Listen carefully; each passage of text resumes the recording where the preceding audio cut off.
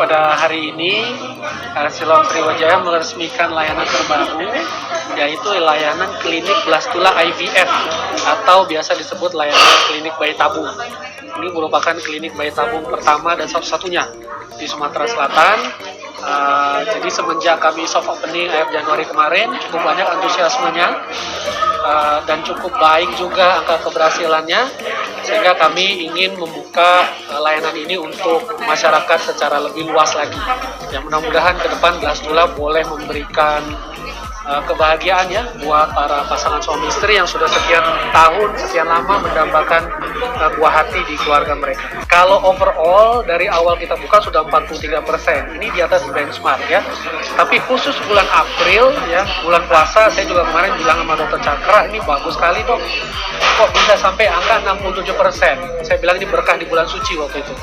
Jadi 67% khusus untuk bulan April.